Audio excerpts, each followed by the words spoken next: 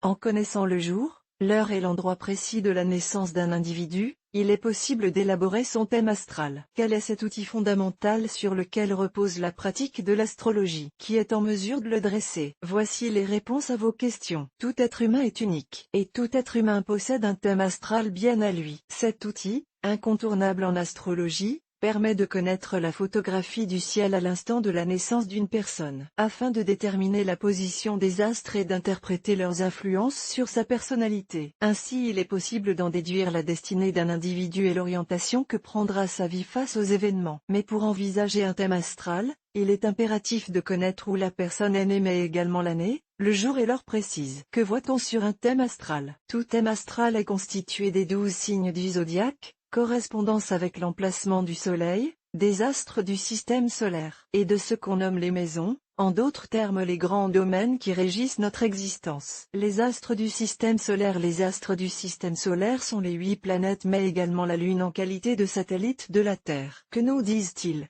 La Lune donne des indications sur les capacités propres à l'imagination, à la création d'un individu. Elle exprime également son côté féminin. Mercure expose les aptitudes intellectuelles de l'individu, sa vivacité d'esprit. Vénus exprime le côté sentimental, le positionnement face à l'amour et le sens de l'esthétique de l'individu. Jupiter résume la fortune, les opportunités, la vie matérielle du sujet. Saturne met en exergue les capacités de l'individu à construire, à élaborer son parcours de vie. Uranus touche au dynamisme, à la nouveauté qui peut jalonner l'existence d'une personne. Neptune concerne le domaine spirituel mais aussi les illusions, les fausses représentations dont peut être prisonnier un individu. Pluton donne des renseignements sur la capacité de l'individu à se remettre en question, à se réinventer durant son existence. Les maisons on en comptabilise 12, comme les signes zodiacaux. Elles ont, dans le thème astral, un emplacement qui est déterminé par l'ascendant du sujet. Chaque maison est en correspondance avec un signe zodiacal. Des astrologues très expérimentés peuvent faire apparaître d'autres données sur un thème astral comme par exemple les astéroïdes mais nous nous limitons ici aux fondamentaux. Maison I elle donne des indications sur notre moi profond,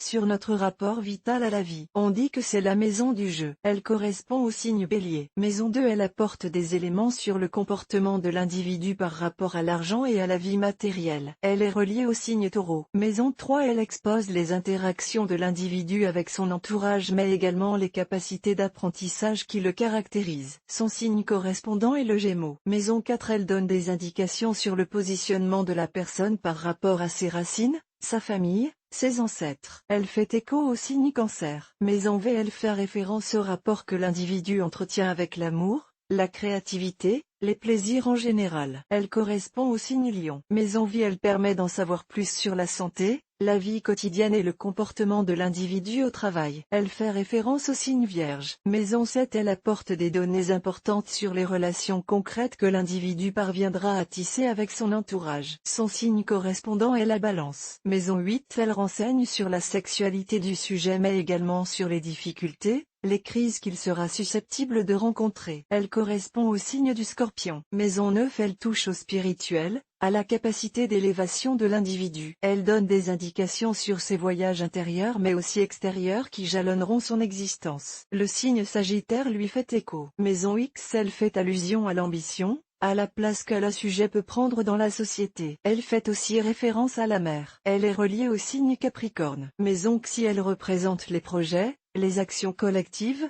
le positionnement de l'individu par rapport aux autres, à la solidarité. Elle fait référence au signe du Verseau. Maison 12 elle expose les rapports que le sujet a avec lui-même. Elle donne aussi des indications sur les difficultés, les épreuves, les ennemis qui auront une répercussion sur la vie de l'individu. Son signe correspondant est Poisson. Comment interpréter un thème astral? Aujourd'hui, avec l'informatique, il est possible d'élaborer très facilement un thème astral dès l'instant où l'on connaît, comme nous l'avons dit, la date, l'heure et le lieu de naissance de la personne concernée. D'ailleurs de nombreux sites le proposent sur la toile. Mais une fois qu'apparaissent sur le thème astral les emplacements des astres et des maisons, il faut, et c'est là que ça se complique, mesurer leurs interactions, leur résonance les unes par rapport aux autres et tenter d'interpréter concrètement comment cela se traduit dans l'existence de l'individu concerné. La somme d'informations est souvent très importante et il convient de synthétiser. C'est là tout l'intérêt mais aussi la difficulté du thème astral. Cette synthèse peut, elle aussi, être fournie par un logiciel et donc par la magie de l'informatique mais son intérêt est moindre. Les traductions astrologiques dressées à l'avance,